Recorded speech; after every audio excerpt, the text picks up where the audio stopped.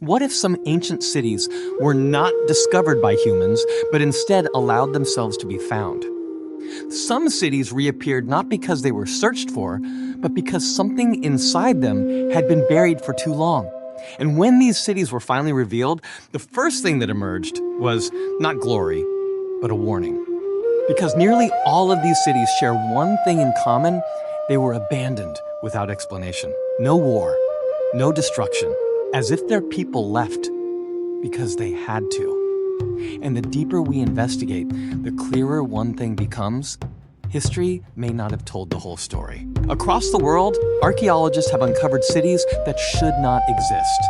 Not just because of their size, not just because of their location, but because of how they were built and how they were abandoned. Nan Madol, Puma Punku, Zerzura, Tikal, Mohenjo-Daro, and Valeriana. These names sound like legends, but they are real, and some of them are still not fully opened. By the end of this video, there is one detail rarely discussed, one pattern that connects them all.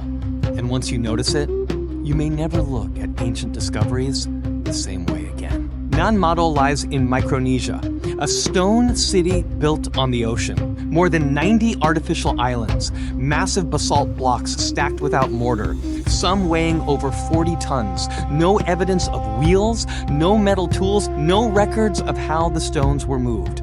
But that isn't the strangest part. Local people refuse to remain there after sunset, because according to oral tradition, the city was never truly empty. European explorers recorded reports of stone knocking at night. Not waves, not wind, knocking rhythmic, as if someone was still working.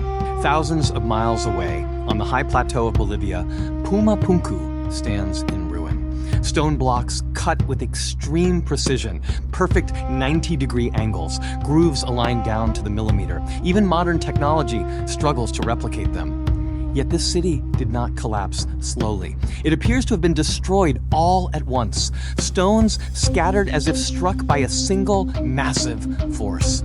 Aymara legends say the city was built in a single night and destroyed for violating the will of its creators. No signs of repair, no signs of return, as if the inhabitants knew there was no point in rebuilding. In North Africa, Zerzura is known as the White City of the Desert.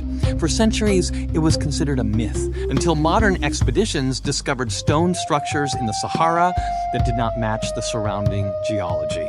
The problem is, no one has ever been able to map it consistently.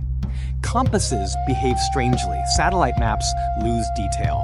Expedition records often contradict one another. Legend says Zerzura is a city of illusion. It reveals itself, then erases the way back.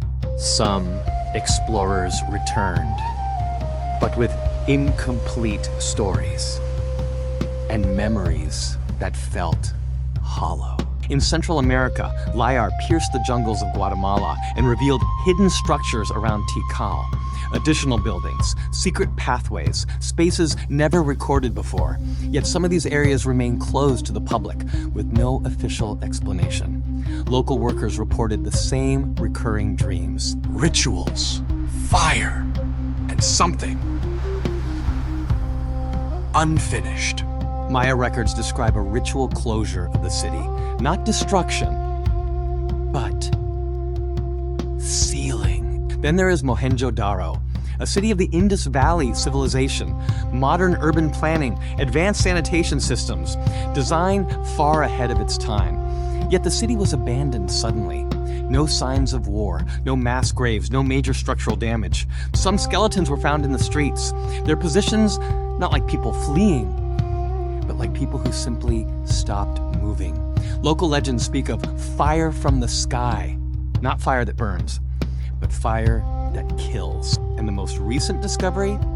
Valeriana, a Maya city uncovered not through excavation, but through LiDAR. Thousands of structures, long, straight roads, ritual complexes hidden beneath the jungle. The strange part? There are no legends. No records of conquest, no stories of destruction. The forest grew as if it were allowed to reclaim the city, not to to conquer it. Some archaeologists believe the city was ritually emptied, not because of defeat, not because of disaster, but because something inside it was no longer safe to live with. This is where history begins to contradict itself. The technology doesn't match the era, the scale doesn't match the population, and the reasons for abandonment don't match the evidence. Historians describe this as human adaptation, but in every city, there are parts that seem unwilling to be explained.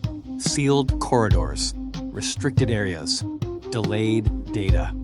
Not because they aren't important, but because explaining them would require rewriting the larger narrative. There are several theories. The first theory, these cities were abandoned due to extreme natural disasters, eruptions, floods, sudden climate shifts. The second theory, internal conflict or extreme religious rituals that made the cities impossible to continue. And the third theory, the one rarely discussed openly, that these cities were built with knowledge later considered too dangerous to be passed on, and when that knowledge could no longer be controlled, the cities themselves were sealed. But there is one small detail none of these theories can explain. In nearly all of these cities, there are no signs of large-scale looting, no final chaos, no mass panic, as if the people knew in advance that they were going to leave and had time to prepare. The most disturbing detail isn't the architecture, not the massive stones, not the technology, it's the silence. Many researchers report the same feeling: pressure, unease, as if the place is aware it's being watched. Nan Madol feels heavy. Puma Punku feels empty, but oppressive. Tikal feels like it's waiting, not like ruins, but like spaces that were only temporarily abandoned. To this day, none of these cities has a final explanation. Some areas remain closed, some data has never been released, some records were never published, and maybe it isn't because we haven't found the answer yet, but because the answer doesn't fit what we want to believe about humanity's past. So the question is no longer, who built these cities? But rather, why did they choose to leave and make sure the cities would never be used again? Because if these cities were simply abandoned, we should have found them empty. But what we feel instead is something else. As if these cities aren't truly dead, just waiting to be noticed again. And maybe not every discovery was meant to be discovered.